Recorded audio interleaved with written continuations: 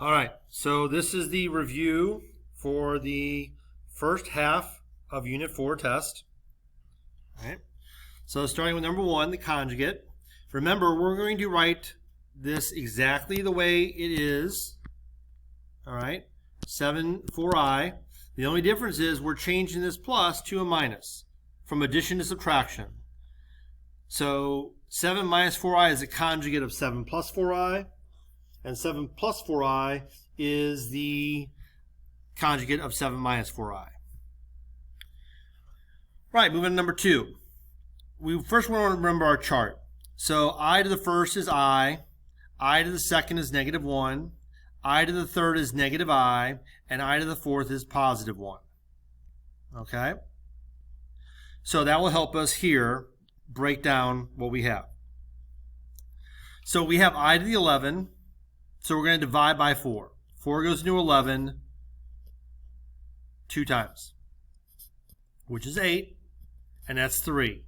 So that means my leftover is 3, so I'm going to have 4i to the third. I'm going to do 4 into 7. 4 goes into 7 one time, with a remainder of 3 again.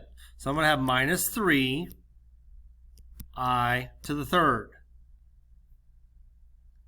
Plus 4. 4 to the 6th.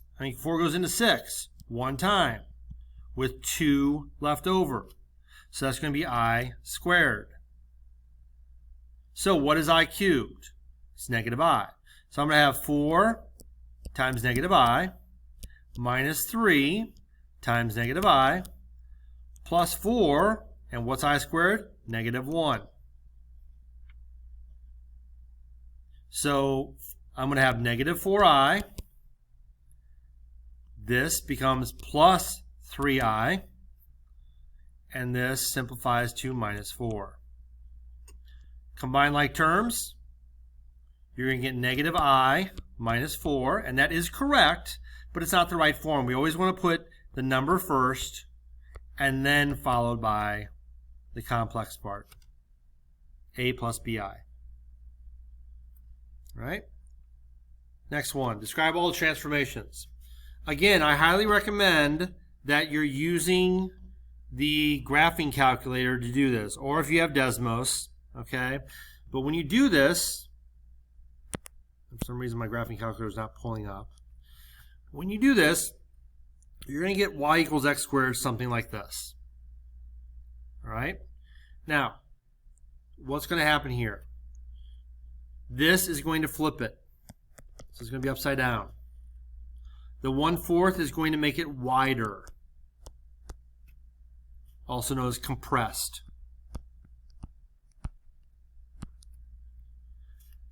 The plus 7 is going to move it up 7. That's the easy part. And then remember, inside lies, so it's going to move right 9. So where is this going to be if you put this in your graphic calculator in y2? Well, it's going to be upside down. It's going to be right 9, up 7. So it's going to be thinner, wider and upside down. So it's going to be something like this. You know, to the right 9, up 7, flipped upside down and wider. But if you use your calculator to graph the parent and the transformed, there's no reason to get it wrong. Okay, determine if it has a maximum or minimum. Basically, I see if it's happy or sad. But there is a little bit of a trick on this one, this first one here, and actually the answer key is wrong. All right, they were trying to be tricky when they made this one and outsmarted themselves because they treated this as A and this as B and did opposite of 5 over 2 times negative 2, and that's wrong because it's not in proper form. You must have the x squared first. So now x is equal to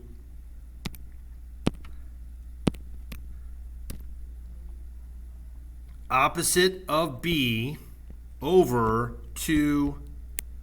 I got ahead of myself. 2 times a.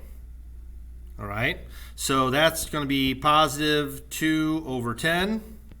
Or you can cancel that or reduce and get 1/5. So the vertex is at 1/5. And again, if you're using Desmos, it'll tell you this. Now, since it's a happy parabola, because it's 5, positive 5, it's a minimum. All right? Then all we're going to do is plug in 1/5 or 0.2 into our graphing calculator or a regular calculator and figure out what it is. So you can just very easily type in your graphing calculator. 5 times 0.2 squared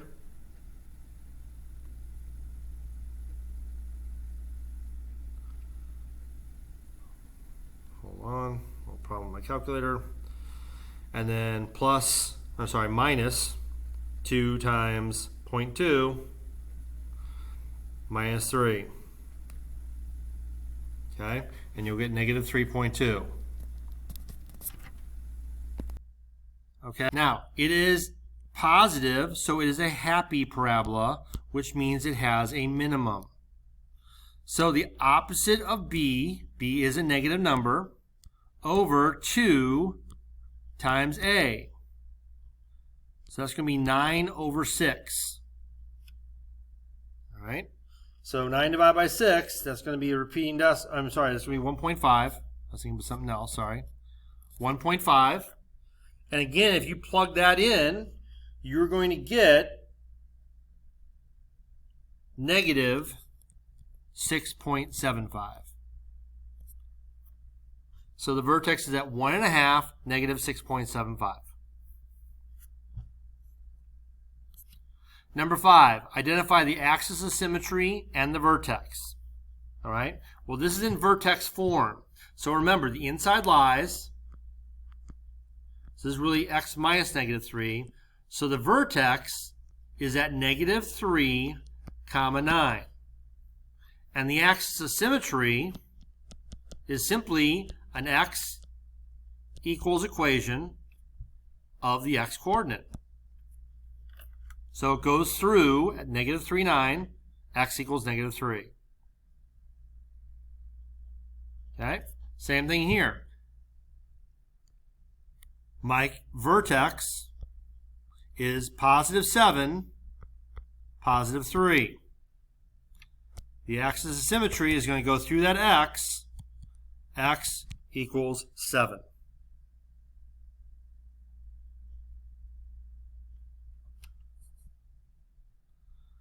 Next, you really don't want to count 1, 2, 3, 4, 1, 2, 3, 4 all the way up to 383. So we're going to divide 4 into 383, and we're going to use our handy dandy calculator. So 383 divided by 4 is 95.75. Actually, I'm going to move this bad boy up here because I need the room. So 95. So I just take my calculator and do 95 times 4, and I get 380. I subtract, and I get 3.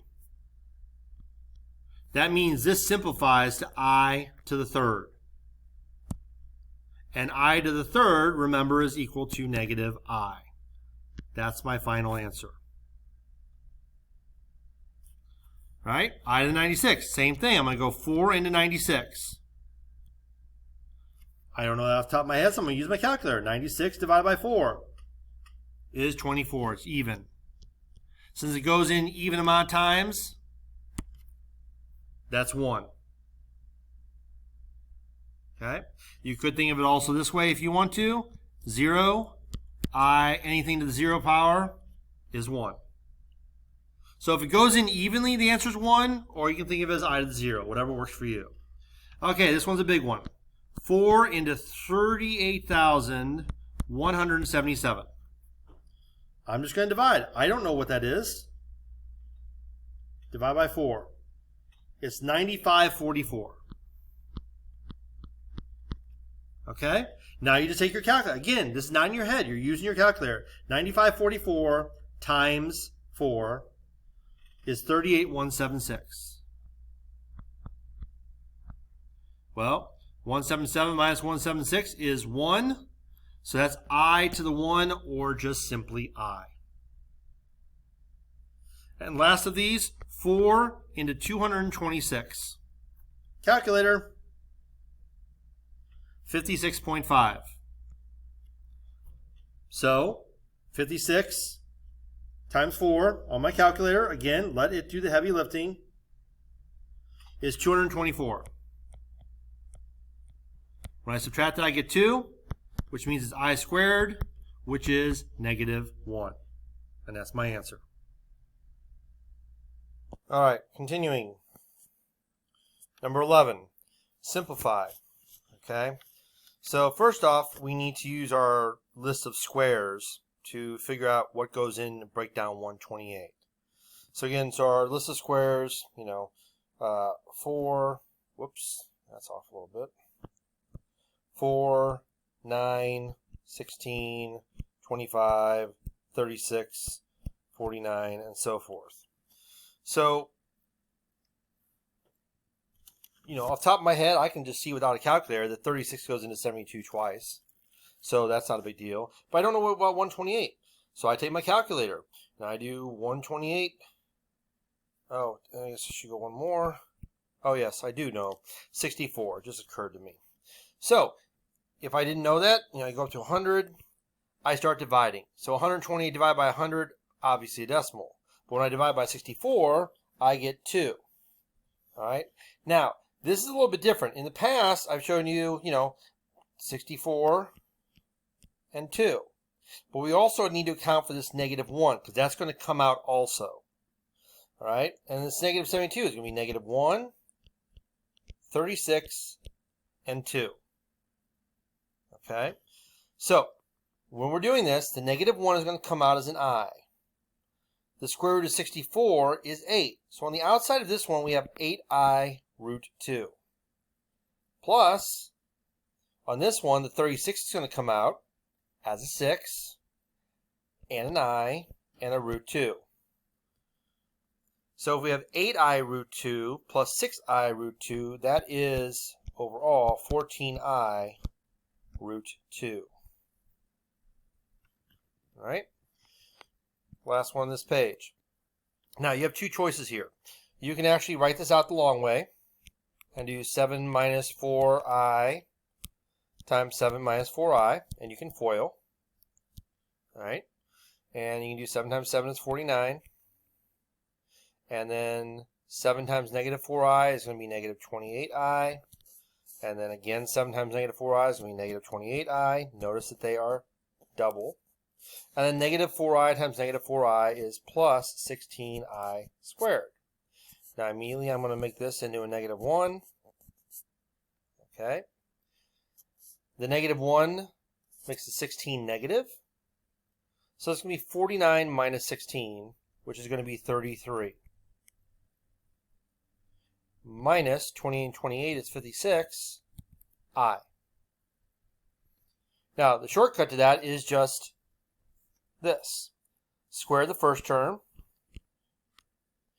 multiply -28 and double -56i, and then square the last, plus 16i squared, which then again we turn into a -1, and then we get down to the same answer. Okay, so it's your choice whether you want to do the shortcut or the full. It's up to you. All right, number 13. We're just going to do straight foiling, a double distribution. So 3 times -7 is -21. 3 times -2i is -6i. -7 times 4 is -28i. And last, -2 times -4 is -8i squared. Again, this is going to be replaced by -1. All right, and the -1 is going to make the -8 into +8. So you can do this in baby steps or just kind of, change it right here. It's up to you. So we always put the number first, -21 plus 8, or 8 minus 21, however you want to think about it. That's going to be -13. And then if you borrow $6 and borrow $28, that means you owe 34. So -34i. Okay? On this one, careful. This is not a double distribution because this is not a multiplication problem. This is a subtraction problem. So all we're doing here is distributing the negative. Remember in the previous unit, when we had problems like this, people have a tendency to start multiplying and foiling. That's not what we're doing. We're just distributing. So that's going to be 3 minus 3i minus 4 plus 2i. It's an I. So I'm just going to join like terms. 3 minus 4 is negative 1. We always put the number first. Negative 3i plus 2i is negative 1i, or just negative I, up to you. All right, this one, there's really nothing to do because it's a plus in the middle. So the parentheses really don't matter. So negative 3 plus 4 is 1. And 5i minus 3i is 2i, and we're finished. This one, again, we're distributing the negative, so be careful. So this doesn't change. The 10 becomes negative 10. The negative 8i becomes positive 8i. Now join like terms. Negative 6 minus 10 is negative 16. Negative 7i plus 8i, also known as 8i minus 7i, is just I. That's it. All right, graph the quadratic equation. So, use Desmos or use your graphing calculator and put this in. Now, for some reason, my graphing calculator is not playing nice, so I cannot get it to come up on screen. So, first off, I'm just going to make a table real quick here. All right, and I know that the vertex, remember this is x minus negative 3, the vertex is at negative 3 comma 4. So I can go ahead and put that on there. 1, 2, 3, 1, 2, 3, 4. That's the vertex. So I'm going to put this in the middle here. And I'm going to go backwards 2 and up negative 3, negative 2, negative 1, and then negative 4, negative 5. Okay? And I'm just going to plug these numbers in because I don't have the calculator going right now. But if you just plug these in the calculator, it'll give you the answer, or in Desmos. Okay? So, if I put negative 2 in there, 3 minus 2 is 1. 1 squared is 1. Times the negative on the outside, 4 minus 1 is 3. Here's the beauty of this. This is going to be 3 also. We can do the math, though. Negative 4 plus 3 is negative 1. Squared is positive 1. Same thing now. All right? Negative 1. If I plop that in for x, 3 minus 1 is 2. 2 squared is 4. So that's going to give me a 0 and a 0.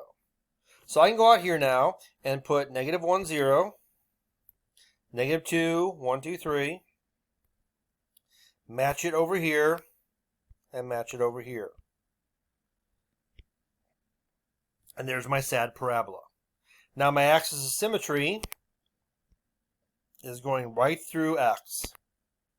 So x equals negative 3. I just get that right from my vertex. Maximum or minimum? Well, it's topping out, so it's a maximum. My y-intercept, okay? I don't have that on here, okay? But we can figure it out, okay? The x-intercepts are right here and right here. The x-intercepts are negative 1 and negative 5. And again, you could put negative 1, 0 and negative 5, 0. That's up to you. Now the y-intercept, remember, is when x is 0. So we just have to put 0 in right there. So 3 squared is 9. 3 plus 0 is 3. 3 squared is 9. The opposite of 9 is negative 9. Plus 4 is negative 5. So 0, negative 5. 1, 2, 3, 4, 5. Right here. So technically, my graph should have gone down like that. So my y-intercept is 0, negative 5. All right? Again, use a calculator, make your life a lot easier. All right, on this one, remember, the axis of symmetry, or the vertex, first off, x equals opposite of b over 2 times a. Okay? So that's going to be negative 4 over 4, which is negative 1. So my vertex is negative 1, comma, something. And my axis of symmetry is going to be at negative 1. So I just plug negative 1 in there. Again, if you use a calculator or Desmos, it will just give these to you. So real quickly, I'm just going to make a quick chart. Negative 1, comma, something. And I'm going to do negative 2 and negative 3 and 0 and 1. Okay? So negative 1, I plop that in here and here. So negative 1 squared is 1, times 2 is 2. 4 times negative 1 is negative 4, minus 6. So 2 minus 4 is negative 2, minus 6 is negative 8. So negative 1, negative 8 is my vertex. So let's do that. Negative 1, this is 10, so it's right there. This is going to be a happy parabola, so we're fine. Now, I'm going to put in 0. That's going to be easy. And 0 will give me negative 2. So I plop in 0, this disappears, this disappears. That's negative 6. Which is also, guess what? My y-intercept. See how everything's connected? And we also knew that because it's right here. Remember, in ax squared plus bx plus c form, standard form, your c is your y-intercept. So that's negative 6, and this is negative 6. So 0, 1, 2, 3, 4, 5, 6. Right here, it's hard to see because of that. And negative 2, negative 6. Now I'm going to plop 1 in. 1's easier than negative 3. So 1 squared times 2 is 2, plus 4 minus 6. Well, 4 plus 2 is 6. 6 minus 6 is 0. So that gives me 1, 0, and 3, 0. No, sorry, my bad. 1, 0, and negative 3, 0.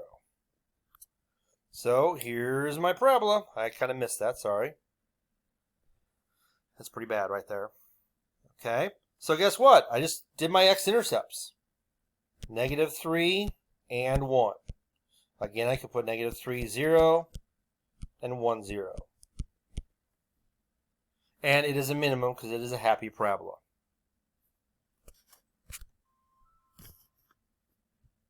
All right, solve by factoring. So here we're just going to do a guess and check. Okay, it's quite simple. So we're just going to try to find two numbers.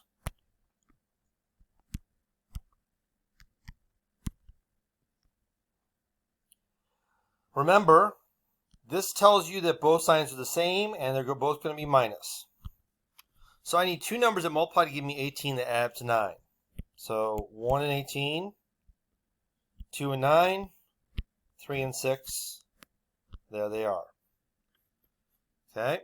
Now remember, this is equal to 0. So we go one step further and say x minus 3 equals 0, x minus 6 equals 0. So my two answers are 3 and 6.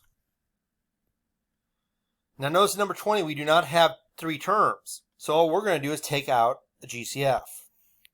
6x. X squared minus 4 equals 0. Now we have a very special thing here. The easiest way to factor in algebra, difference of two squares. So we have 6x times x plus or minus 2, x plus 2. Then we just set all three of these equal to 0. 6x equals 0, x minus 2 equals 0, and x plus 2 equals 0. And we're going to have three answers. That tells us we're going to have three answers right there. So x is 0, 2, negative 2.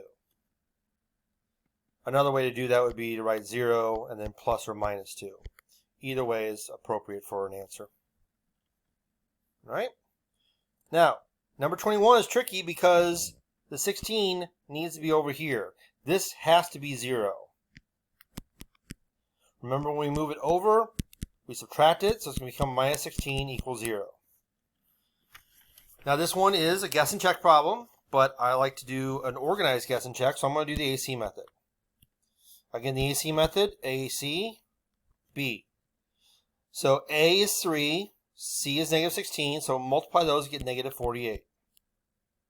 Subtraction means I'm going to have one sign of each, and I want more positives than negatives. My B is 2. So I need two numbers that multiply to give me 48 that differ by 2.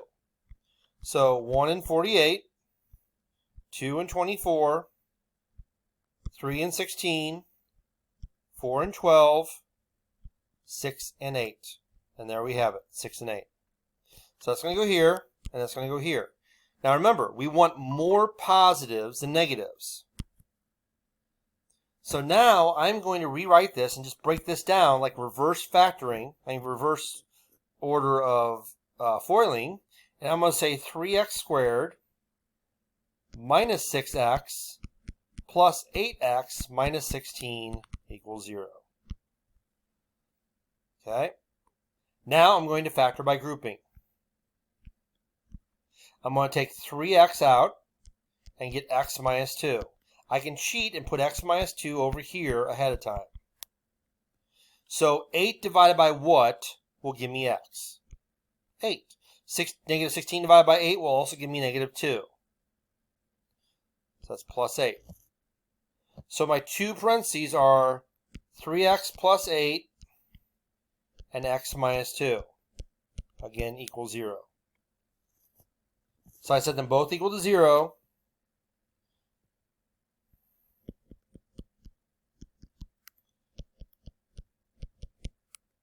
And I'm going to get 2, and you're going to subtract 8 and divide by 3. Negative 8/3. Now, 22.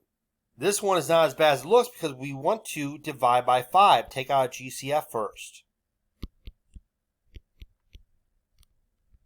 5 times 8 is 40, and this is 20. Now we have a simple guess and check. We don't have to worry about anything fancy. So I need two numbers that multiply to give me 20 that differ by 8. So 1 times 20, 2 times 10, 4 times 5, there we are. So 10 and 2. Remember, I want more positives than negatives. So that's going to be, we throw this out because 5 does not equal 0. We only do variables. So we're going to do x plus 10 equals 0 and x minus 2 equals 0, which will give me negative 10 and positive 2. Okay, the last stuff we learned. Complex numbers. Remember, we do not want to play whack-a-mole and multiply by just I. That will just make the I bounce back and forth left and right. We need to multiply by the conjugate, 2 plus I on the top, 2 plus I on the bottom. Now on the top, we're going to have to distribute the 6 to both. So 6 times 2 is 12, and 6 times I is 6I. On the bottom, we can double distribute, or the shortcut is just first and last because we know the inside and outside are going to cancel. So 2 times 2 is 4. Negative I times I is negative I squared. Remember, this should always be initially a subtraction problem because you should be doing a minus times a plus, or a plus times a minus. Now remember, what is I squared? It's really negative 1. So on the top, we have 12 plus 6I.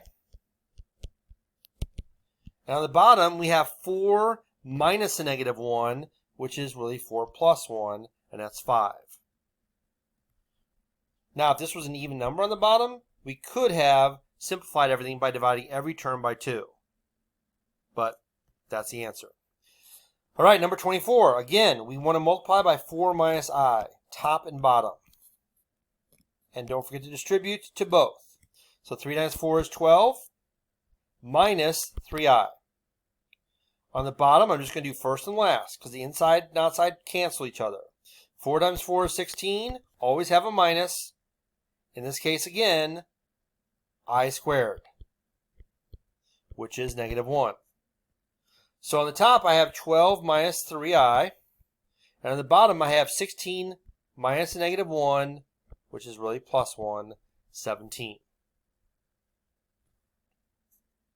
Okay?